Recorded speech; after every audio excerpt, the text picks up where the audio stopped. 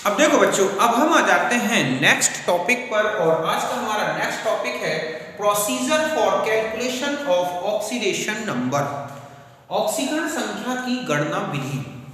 समझ गए बच्चों कि हमें कोई भी मॉलिक्यूल या मल्टी एटॉमिक आयन दे रखा है, उसमें किसी पर्टिकुलर एटम का ऑक्सीडेशन नंबर कैलकुलेट करना है, तो ये कैलकुलेशन कैसे की जाए, इसके लिए क्या प्रोसीजर यूज होगी, आज हम इन्हीं पॉइंट्स को अपने इस टॉपिक में डिस्कस करेंगे। तो फिर स्टार्ट करते हैं और सबसे फर्स्ट पॉइंट लेते हैं। तो देखो बच्चों, सबसे पहला पॉइंट है कि आपको जो भी मॉलिक्यूल दिया गया है, जो भी कंपाउंड दिया गया है, उसके मॉलिक्यूलर फॉर्मूले को लिखें और उसमें जो सेम एटम्स हैं उनके बीच में कुछ गैप रखें। ओके, अभी मैं एक एग्जांपल लेके समझाऊंगा। तो फर्स्ट मैंने यही लिखा है कि write down the formula of given molecule और कंपाउंड और ion living some space between the atoms. समझ गए बच्चों कि जो भी आपको कंपाउंड, जो मॉलिक्यूल या मल्टी एटॉमिक आयन दे रखा है, उसका मॉलिक्यूलर फॉर्मूला लिखें। फिर उसमें जो भी स्पीसीजेस हैं, एलिमेंटल स्पीसीजेस, उनके एटम्स को इस तरह से लिखें कि उनमें कुछ गैप दिखे, ताकि आप इजीली समझ सकें कि जो ग्रुप ऑफ एटम्स हैं वो किस तरह से एक दूसरे से सेपरेट है। तो समझ गए बच्चों कि पहला है कि दिए गए अणु का अणुसूत्र लिखते हैं, जिसमें परमाणुओं के मध्य कुछ अंतराल रखते हैं। अभी हम एक एग्जांपल समझते हैं।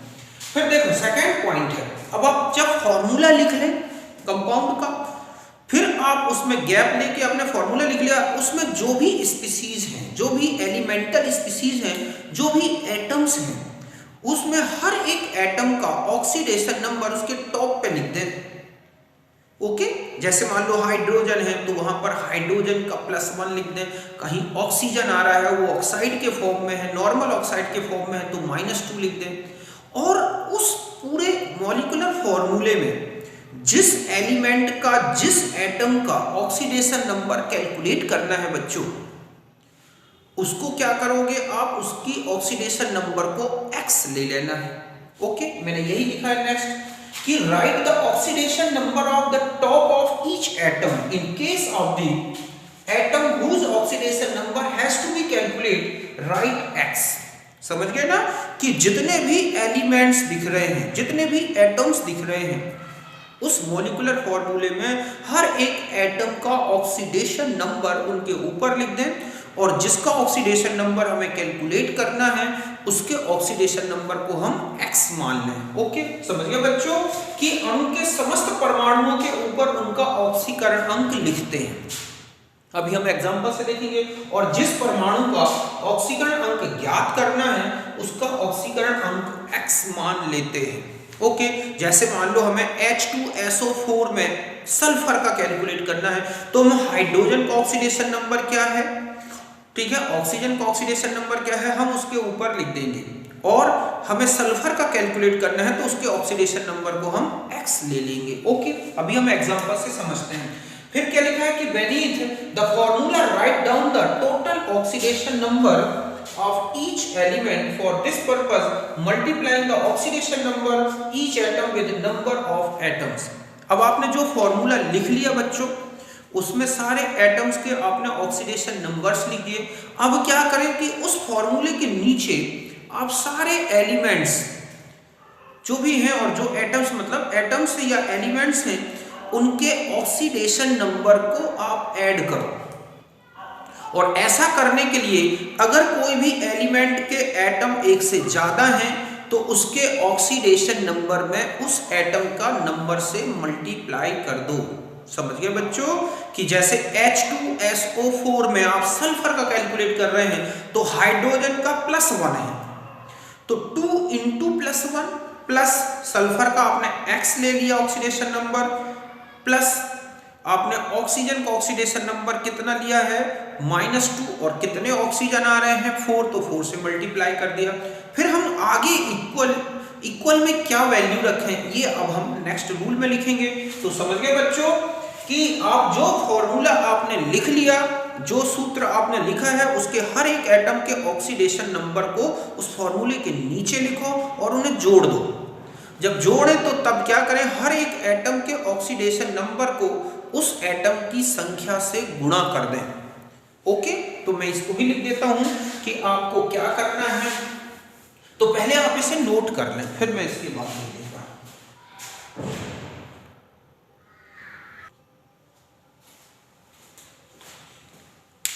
तो देखो बच्चों, अभी मैंने जो नीचे लाइन लिखी थी वो ये लिखी, अणु सूत्र के नीचे समस्त परमाणुओं की ऑक्सीकरण संख्या का योग करते हैं और इसके लिए परमाणु संख्या अंक को परमाणुओं की संख्या से गुणा कर देते हैं। मतलब इसके लिए ऑक्सीकरण अंक को परमाणुओं की संख्या से गुणा कर देते हैं। समझ गए ना बच्चों कि मैंने आपको बताया कि जो फॉर्मूला आपको दिया गया है उस फॉर्मूले के जितने भी एटम्स हैं उनके ऑक्सीडेशन नंबर का सम करें और ऐसा करने के लिए जिस एटम का ऑक्सीडेशन नंबर आप ले रहे हैं उसके नंबर ऑफ एटम से मल्टीप्लाई कर दें।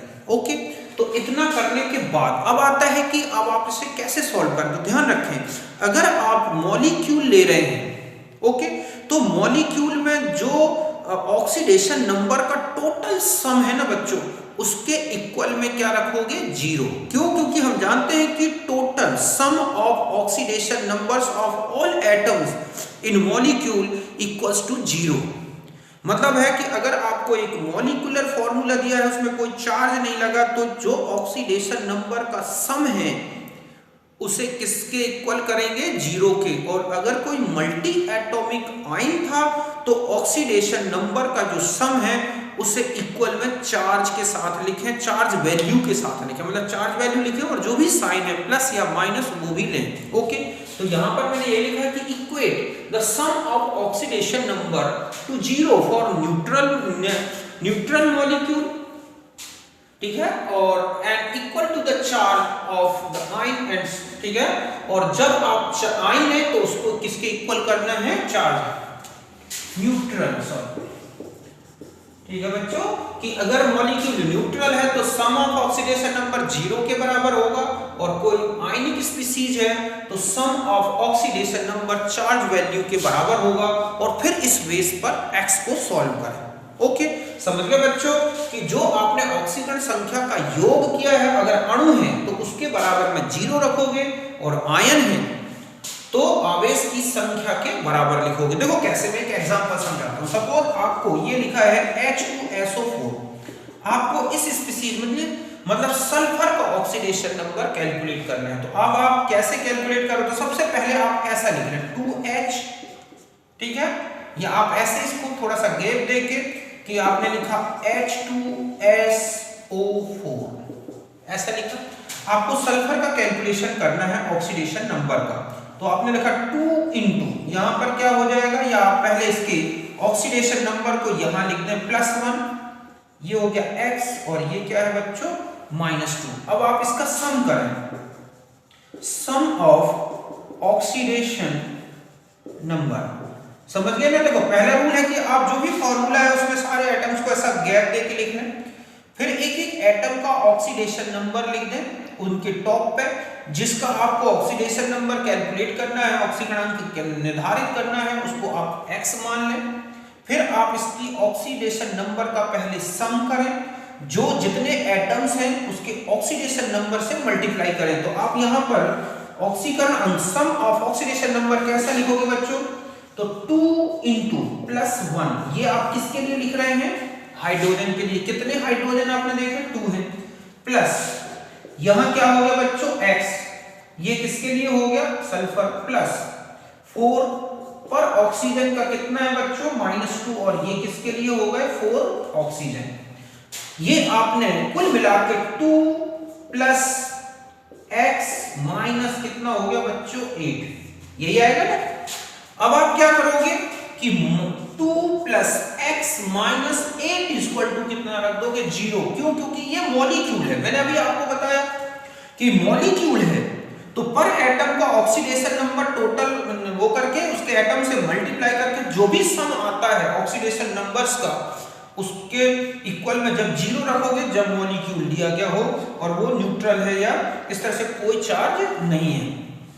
बस अब आप इसमें सॉल्व करें तो x इक्वल टू आपके पास आ जाएगा 8 - 2, तो x की वैल्यू क्या आ गई बच्चों?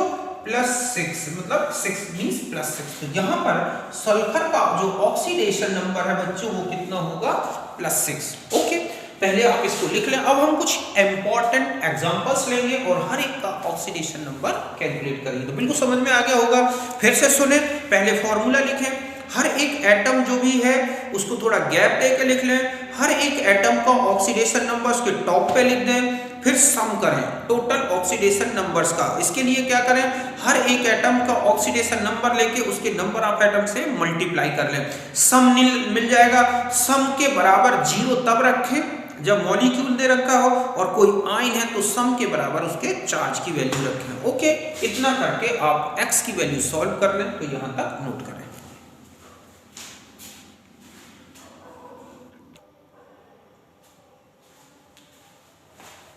अब देखो बच्चों, अब हम आ जाते हैं यहां पर।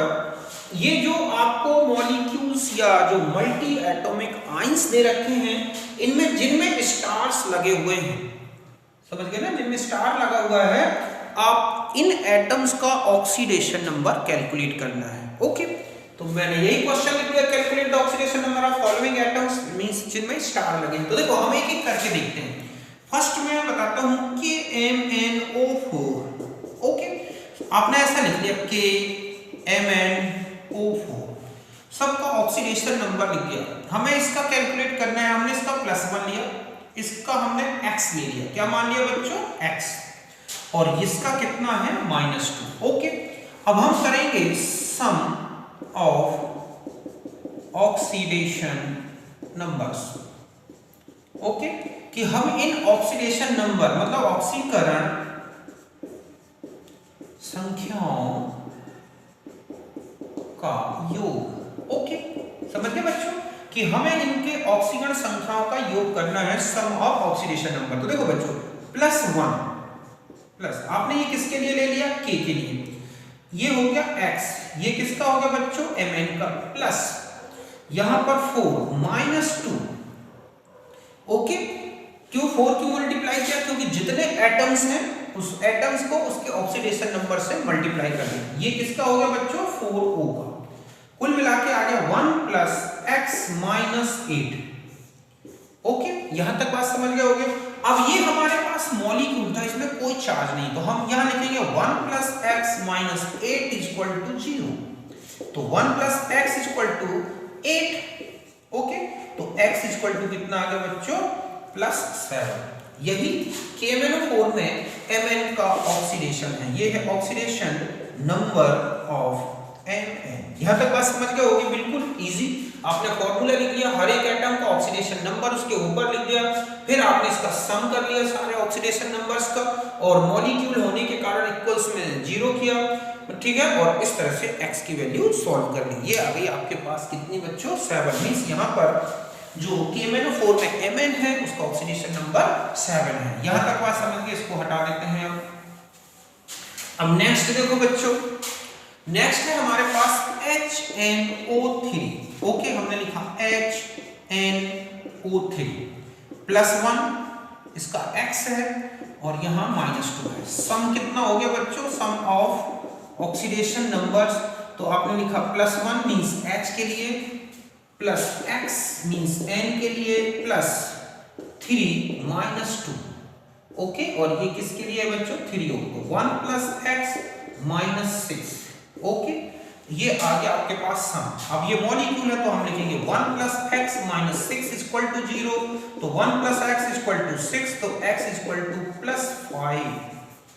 यहां तक बात समझ गए ना। यहां से उठा के x को यहां ले जाएंगे तो माइनस में आ जाएगा, सॉरी 1 को उठा के यहां ले गए तो माइनस में आ गया, तो 6 - 1 मींस +5। तो यहां तक कोई दिक्कत नहीं है आपको। ओके, नेक्स्ट देखो बच्चों, अब मैं इनके तो आपसे बहुत ही इजी गोइंग बन जाएंगे। अब आपने देखा कि MnO4 1-। ओके, तो M और O4, यहां पर आपके इसका ऑक्सीडेशन नंबर कैलकुलेट करना है -2, और यहां पर आप ऑक्सीजन का -2 यूज करेंगे। तो आप यहां पर आ जाए, यहां हो गया x प्लस, ठीक है, यहां पर आपके पास ऑक्सीजन है 4 - 2, तो ये आ गया बच्चों x - 8।